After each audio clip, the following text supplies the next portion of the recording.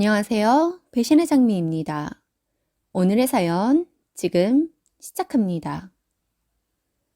저는 얼마 전에 이혼을 한 30대입니다. 항상 제 편이 되어줄 것 같았던 남편이 이젠 정말 남의 편이 되어 가기에 더는 같이 사는 것이 힘들어지더군요. 저와 남편은 6살 차이예요. 나이 차이가 많다면 많은 거겠지만 살다 보니 또 많은 차이는 나지 않는 것 같기도 합니다.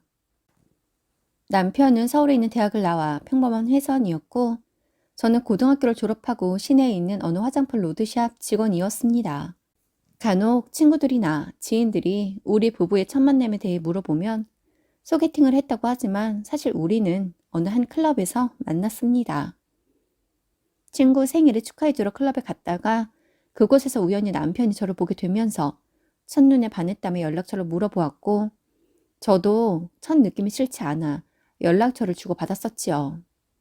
그렇게 연락만 한 달 정도 하다가 첫 데이트를 하게 되었는데 아무래도 첫 데이트에서는 서로 알아가기 위한 첫 단계로 이것저것 물어보게 되잖아요. 그러다 보니 남편이 저와 학력 차이가 좀 나더라고요. 물론 직장도 그렇고요. 제가 자존감이 좀 낮은 편이다 보니 난 이 사람과 어울리지 않는 사람이라는 생각이 들어 첫 만남 이후 남편의 연락을 의도적으로 피했었습니다. 그러자 남편은 매일 저희 매장 앞에서 저를 기다리는 정성을 보였고 그 정성에 반해 사귀게 되었어요. 그간 비슷한 또래의 남자친구들 3명 정도를 가볍게 만나보았었는데 6살이나 많아서 그런지 직업적인 부분 때문인지 저는 남편에게서 듬직함과 안정감을 느꼈습니다. 저는 가난한 청소년 시절을 보냈습니다. 초등학교, 중학교 때는 그냥 평범했어요. 아빠는 일반 회사원이었고 엄마는 동네 인근 공장에서 일을 하며 두 분이 맞벌이를 했었기에 아주 잘 살지는 않아도 먹고 싶은 거 먹고 사고 싶은 거 살 수 있었으니까요. 그런데 제가 고등학교 2학년이던 어느 날 집에 빚쟁이들이 찾아와 난리를 치며 아빠의 멱살을 잡고 온갖 욕설과 폭력에 난무했던 날이 있었습니다. 밑도 끝도 없이 벌어진 상황들에 공포감을 넘어서는 숨을 쉴 수 없는 어떤 상황들이 일어났고 그날 밤 엄마의 손에 이끌려 동생과 함께 엄마 친구의 집으로 가게 되었고 그곳에서 숨어 지내야만 했습니다. 알고 보니 아빠가 도박을 하며 사채까지 끌었었던 거더군요. 제 인생의 가닥을 잡아 나가야 하는 그 길목인 너무나 중요한 시기에 그렇게 우리 가족은 빈털터리가 되어서 주저앉고 말았습니다. 엄마는 채무가 우리 에게로 전가되어 피해가 올까봐 아빠와의 이혼을 결정하였고 그렇게 아빠와는 인사할 겨를도 없이 헤어지고 말았죠. 그래도 고등학교는 졸업을 해야 했기에 겨우겨우 학교에서 20분 거리에 있는 단칸방을 구해 우리 가족 3명이서 지내었네요.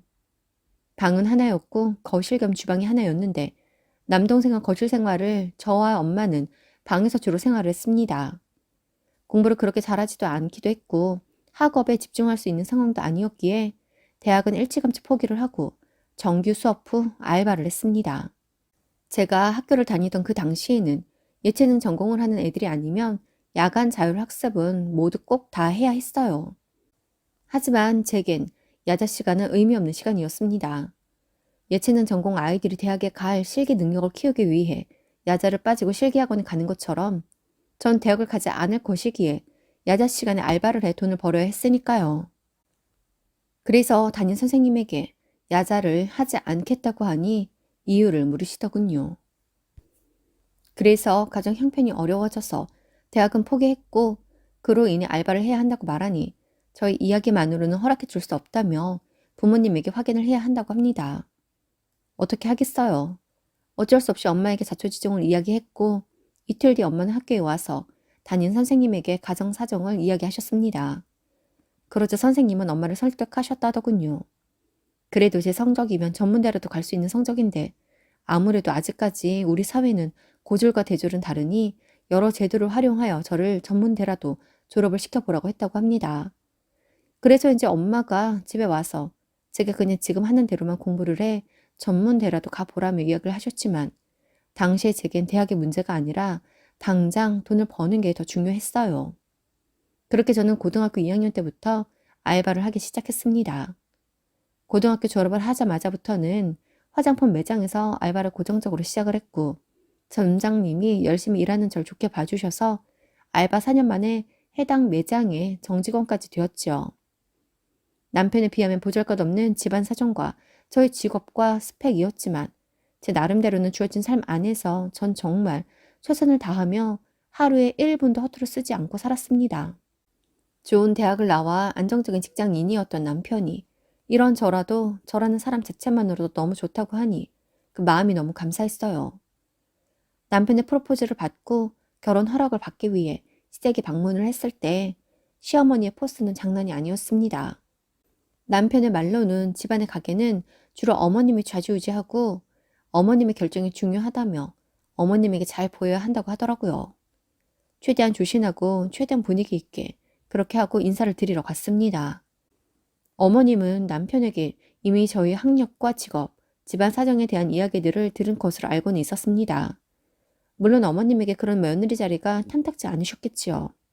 그래서 그런지 그날 어머님은 날카로운 눈빛으로 저를 이리저리 힐끗거리며 이야기를 하시더군요.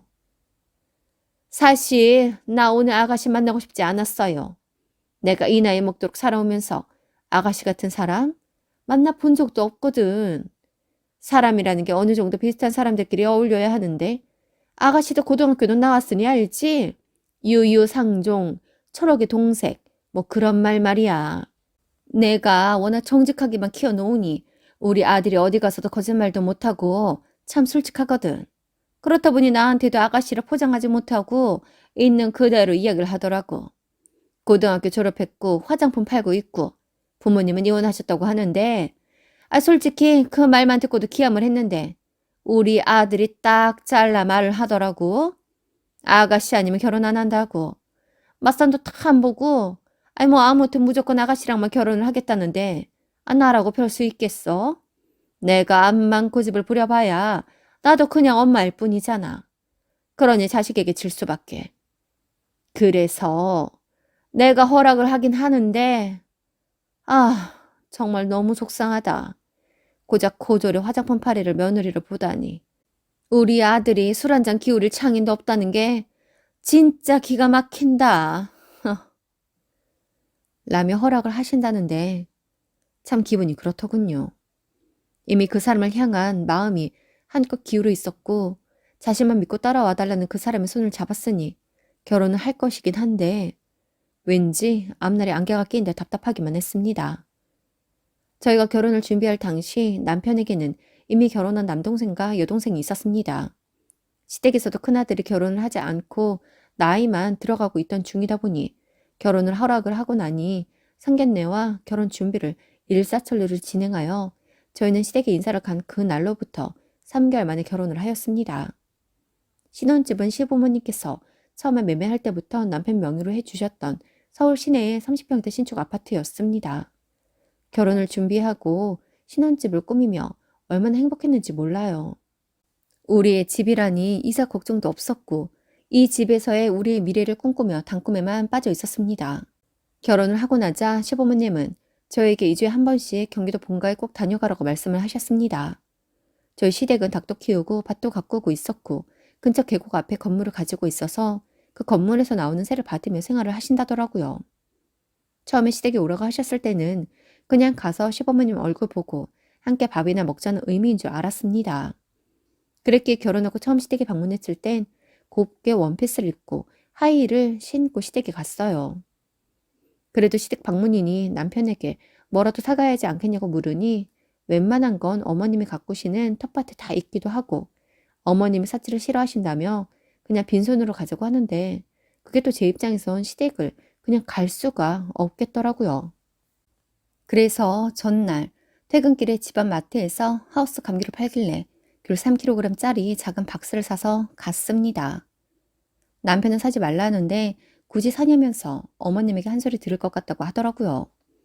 그렇게 귤 박스를 가지고 시댁에 가니 어머님은 다짜고짜 얘, 너 과일 좋아하냐? 이거 어머님 아버님 드시라고 가지고 왔어요. 아직 철은 아니지만 하우스 귤이라서 달고 맛있어요. 아니, 저 밭에 가면 제철에 나는 과일이 지천이야. 먹고 싶으면 거기에서 따다 먹으면 되지.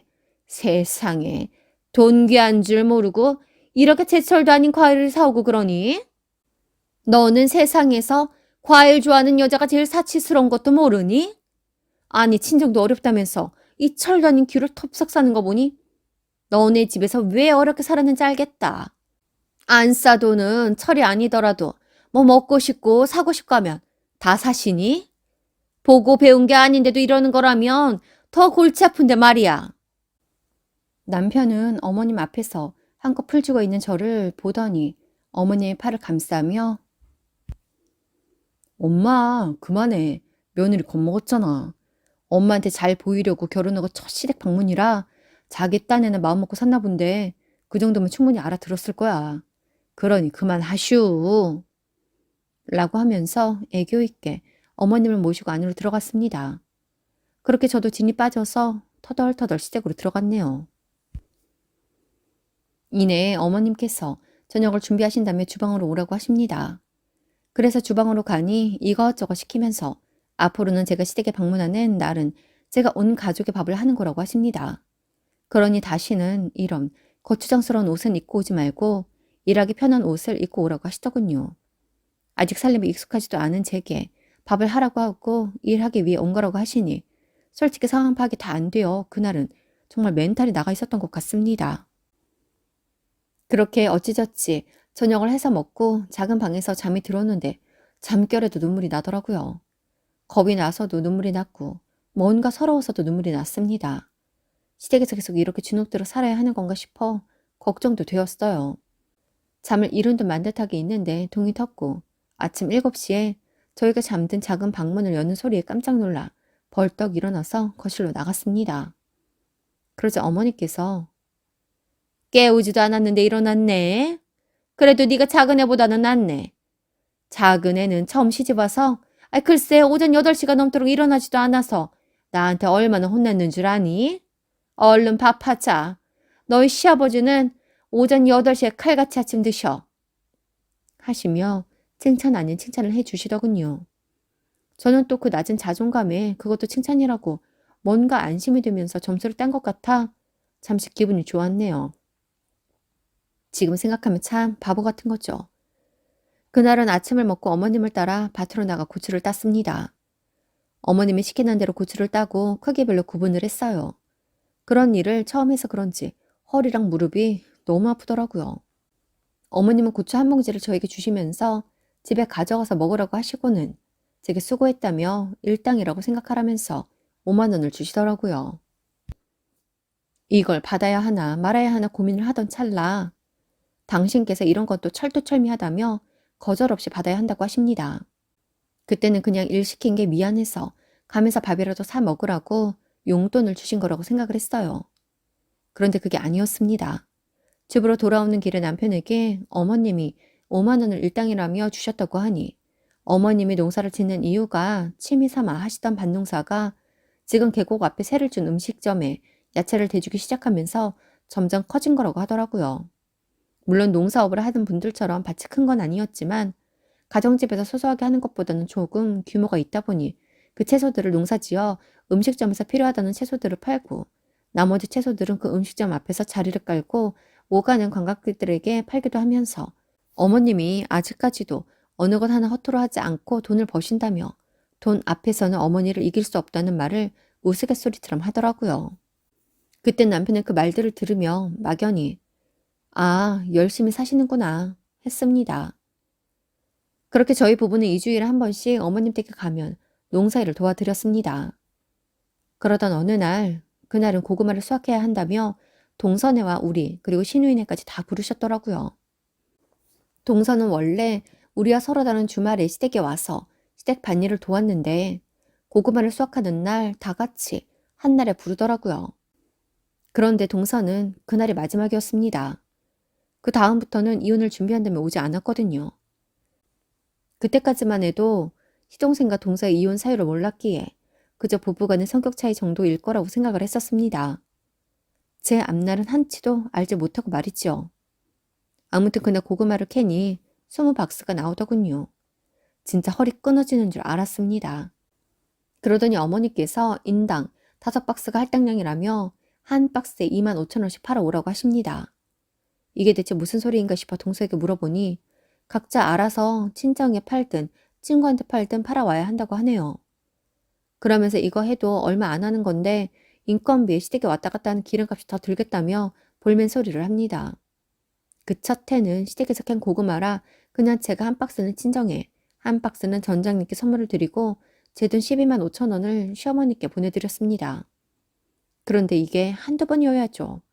한 번은 달걀을 4판 주시고는 팔아오라고 하시고 여름이면 옥수수, 블루베리니 할 것 없이 집에 돌아갈 때마다 트렁크에 실어주시며 할당량을 주시더라고요. 너무 스트레스를 받았어요. 그러던 중에 아이가 찾아왔고 임신 기간 동안에 어느 정도 열애는 되었지만 작물을 팔아야 하는 스트레스는 여전했습니다. 그러다가 아파트 커뮤니티가 있는 걸 알게 되었고 커뮤니티의 입주민들끼리 소소한 것들을 공유도 하고 싸게 팔기도 해서 용기 내어 시댁에서 기른 유정란 계란이라고 올렸더니 순식간에 모두 판매가 되더라고요. 아파트 분들이 사시겠다면서 저희 집에 방문을 하셨고 이후 계속해서 그렇게 농작물을 커뮤니티에 올려서 팔았습니다. 정말 스트레스를 많이 받았었는데 손쉽게 팔게 되니 스트레스도 한결 나아지고 어떤 때는 더 업경을 물어보시는 분들도 있고 맛이 있다면서 다음에는 판매액을 올리기 전에 자신의 것은 먼저 빼두고 연락을 달라고 하시는 분들도 있었습니다. 그게 또 뭐라고 또 그걸 인정받아 보겠다고 어머니에게 자랑을 했네요. 안 그래도 이혼을 한 시동생은 자신의 이혼이 어머님 때문이라며 시댁에 오가지 않는데 잘 되었다면서 더 많은 양을 저에게 팔려고 하시더라고요. 아이를 출산하고 3개월 정도만 시댁에 가지 않고 그 뒤로 똑같은 일상이 반복되었습니다. 사실 별게 아니라면 아닐 수 있지만 아이가 있으니 참 고단하더라고요. 시어머니께서 밭일을 하면 그때의 일의 노동량에 따라 5만 원, 7만 원, 또 어떤 때는 10만 원을 주시기도 하시면서 천차만별이었는데 돈이고 뭐고 참 하기 싫었습니다. 주중에도 아이에게 시달리느라 몸과 정신이 너무 힘든데 주말에 남편과 육아를 나누어 하는 게 아니라 아이를 업고 시댁에 와서 밭일을 하자니 죽을 맛이더라고요. 아이는 또 왜 그리 저만 찾는지 힘들어도 너무 힘들었어요. 남편은 처음에 와서 도와주기도 하곤 했는데 아이가 태어나고는 아이를 본다는 핑계로 밭일은 오롯이 저와 시어머니의 몫이었습니다. 애를 보다가 애가 저를 찾아 울면 제 등에 엎혀주고 오는 애 달래느라 힘들었다면 사실은 좀 쉽니다. 전 여태 일을 하고 애를 업고 있는데 말이지요. 뭐 그렇게 잘 보일 일이 있다고 그렇게 살았는지 이제와 되돌아보면 정말 너무나 한심하고 바보 같습니다. 그런데 늘 제가 원하는 방향으로 살아오지 못하며 스스로의 자신감과 자존감이 많이 떨어져 있었던 저였기에 결혼 생활만큼은 내가 원하는 방향으로 이루어졌으면 싶었고 시부모님과 원만하고 싶었던 기대감이 있었기에 시부모님께 인정받음으로써 내가 성공적인 결혼 생활을 하고 있다는 착각을 했던 것 같습니다. 그랬기에 전 싫은 소리 한 번 하지 않고 시키는 대로 했고 당신의 지시대로 잘 해내는 저를 어머님은 점점 인정해 주셨습니다. 그러니 더 잘해야지 싶었던 마음이었던 것 같아요.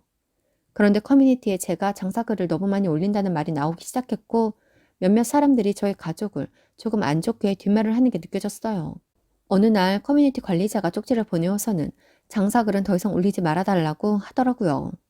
가끔씩 사람들과 나누거나 정보를 주고받는 건 괜찮은데 이렇게 매주 물건을 올려서 장사를 하는 것은 아파트 내 정보 공유가 목적인 커뮤니티의 기능을 흐리는 것 같다면서요. 제가 그렇게 작물 판매글을 올린 이후에 클레임도 많았고 다른 분들도 물건을 판매하는 글들을 올려서 이참에 아예 금지하기로 하였다고 하더라고요. 참 부끄러웠어요.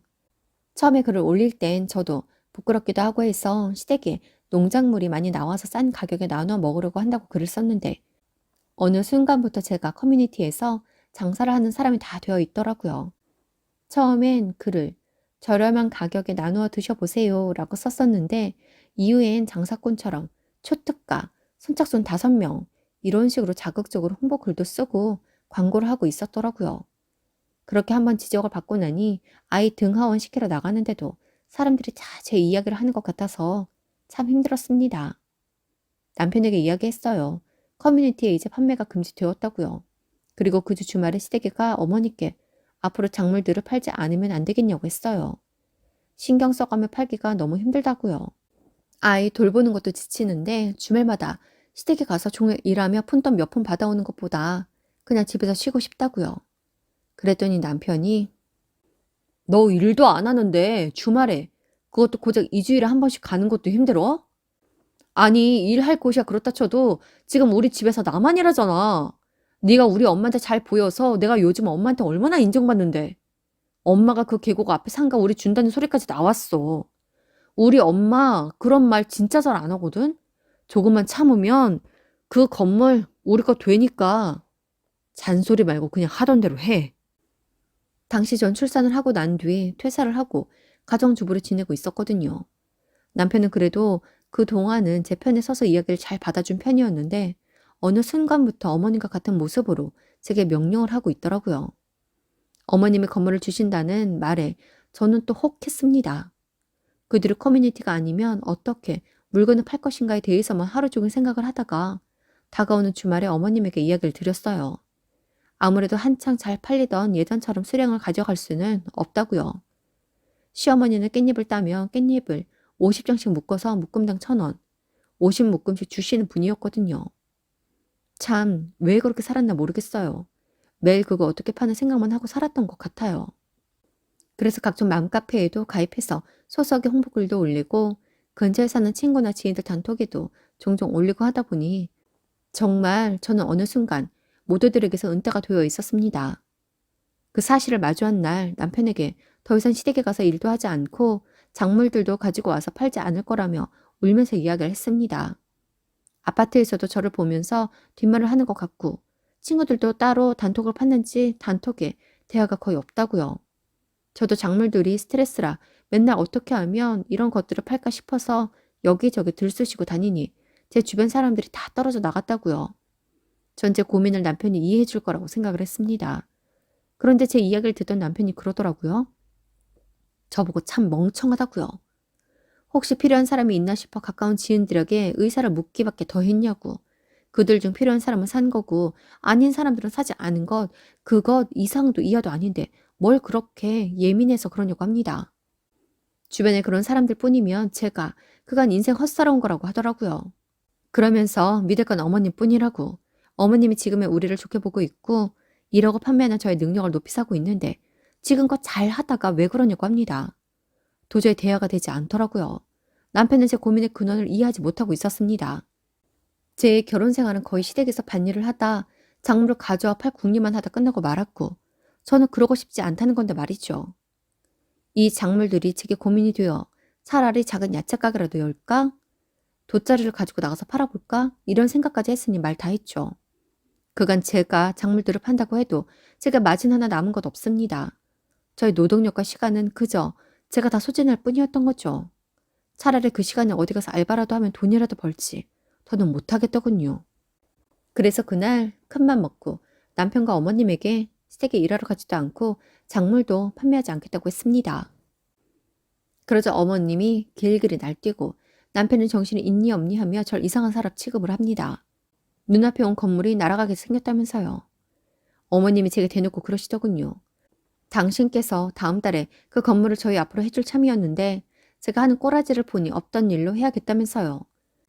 그러면서 지금까지 제가 보인 정성보다 더한 정성으로 와서 일을 해야 당신의 마음이 다시 돌아설 것 같다며 그깟 건물로 절 다시 주무르려 하십니다. 그래서 물었어요. 어머니 그 건물 제 명의로 해주실 거였어요? 라고요. 그러자 어머니께서 뭐? 네 명의? 너 정신 나갔니? 아, 내 건물을 왜 네 명의로 해줘? 우리 아들 명의로 해줘야지. 일은 제가 다 했는데 그 사람이 뭘 했다고 그 사람 명의로 해줘요? 해주실 거면 제 명의로 해주세요. 그러면 제가 아주 가게를 내어서 팔아볼게요. 그래도 아들 명의죠? 그러시겠죠. 지금까지 바보처럼 멍청이처럼 왜 이렇게 일만 해왔는지 스스로 참 한심하네요. 사랑이라고 착각해 이것들을 이제야 깨달은 것도 이렇게 후회가 되는데 뭐라고요? 다시 밭일을 하고 팔라고요? 그리고 저 인간 앞으로 건물 명의로 받아가라고요. 별 거지 같은. 아줌마가 아들 주고 싶으면 주던가 말던가 알아서 해요. 내가 뭐 이 집안에 밭일 해주러 결혼한 줄 알아요? 야, 그리고 너네 집 밭일은 네가 해. 허구한 날 왜 내가 해야 하는데? 건물 넣어준다잖아. 네가 해. 그리고 우리 이혼해. 라고 질러버렸습니다. 제 말에 어머님도 남편도 기가 막히다는 표정이더군요. 아무튼 그날 제가 남편에게 이혼을 선언한 날입니다. 누가 들으면 별것도 아닌 일로 이혼을 한다. 혼자 바보같이 살다가 이혼을 한다고 하실 거 잘 압니다. 나이 40도 안 되어서 왜 그러고 살았냐고요? 돌이켜보면 내가 선택한 결혼 생활을 잘 유지하고 싶은 그 마음 하나였고 그 마음을 이용해 어머님은 잘 부려먹었던 거죠. 저도 뭐에 홀린 듯 여기까지 왔더라고요. 그냥 편안하고 안정적인 삶을 갈구하던 중 그런 삶을 살게 해줄 것 같은 남편을 만나서 결혼을 했던 것이 절 더 피폐해지게 만들었네요. 이혼 선언을 하고 남편과 매일 싸웠습니다. 그런 제게 남편은 반일 하기 싫어서 이혼을 하는 게 말이 되냐 부터 시작해서 그럼 그냥 가지 말자. 재수 씨도 시동생이랑 이 일로 싸워서 이혼을 했다는데 왜 여자들은 큰 그림을 못 보고 포기를 하느냐며 별의별 이야기를 다 합니다. 그래서 반일 하기 싫다. 그건 이유의 정당한 사유가 된다. 그리고 단순히 내가 시댁에 가지 않는 것으로 시어머니의 스트레스에서 벗어날 수는 없을 것 같다. 나는 동서 이혼 당시 심정이 너무나 이해가 간다. 나에게 주는 건물도 아닌데 아무리 남편의 것이라고 해도 난 필요 없다고 했습니다. 서울에 무슨 상가 건물이라고 하면 또 모르겠는데 계곡 옆에 음식점하고 점포 있는 그 단층짜리 건물 그거 하나 주겠다며 저렇게 사람을 노예 부리듯 하는데 제가 미쳤나요? 아직 짱짱한 시어머니와 더는 가족으로 엮이고 싶지 않았습니다. 중간에서 완충 역할 못해주는 남편도 필요 없었어요. 그래서 한참을 싸우고 이혼 소송을 하여 그간 내가 한 노동값이며 모두를 다 받아내겠다고 하자 남편은 휴정을 요청하며 별거의 시간을 갖자고 합니다. 뭔가 다른 꿍꿍이가 있겠죠. 그러던가 말던가 전 이혼을 해야겠습니다. 나의 노동의 대가 모조리 다 받아내고 위자료도 양육권도 다 받아내야겠습니다. 시어머니 전화는 당연히 차단을 해 놓아서 연락을 받은 건 없고 시누이가 한 번 전화해서는 어머님이 주말에 내려오면 이소동은 용서를 해주겠다는 말을 했다며 그간 밭일이 힘들었으면 월에 시댁에 가는 횟수나 판매량을 조율하자고 했다네요. 정말 입에서 육두문자 나갈 뻔했습니다. 그래서 나는 됐으니 너 나가서 일하라고 하고 전화를 끊어버렸습니다.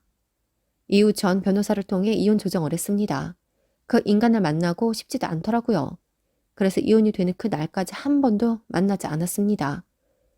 이미 아이와는 거처를 친정 옆으로 옮겼고 우리가 이사한 위치에 대해서는 시댁 식구도 그 누구에게도 이야기하지 않았습니다. 물론 앞으로 남편이 면접 교섭권을 행할 때면 자연스레 집의 위치를 알려야겠지만 글쎄요. 그 인간 저와 전 동서 대신 시댁에 들어가서 일해야 하고 작물들 팔아야 하니 제 자식 만날 시간이나 있을지 모르겠네요. 이번 일을 겪으며 사람의 자존감이라는 게 얼마나 중요한지 새삼 알게 되었습니다. 그래서 전 제 스스로의 자존감을 높이기 위해서 심리치료도 받고 내 스스로를 긍정적으로 생각하는 생활 습관들을 갖기 시작했습니다. 그리고 또 내 아이 또한 자존감 높은 사람으로 성장할 수 있도록 나름 책도 보며 공부를 하는 중이고요. 지난날 내 삶이 후회되지 않는다면 거짓말이겠지만 앞으로의 제 삶은 후회 없이 살아보려고 합니다. 오늘도 함께 해주셔서 감사합니다. 여러분 행복하세요.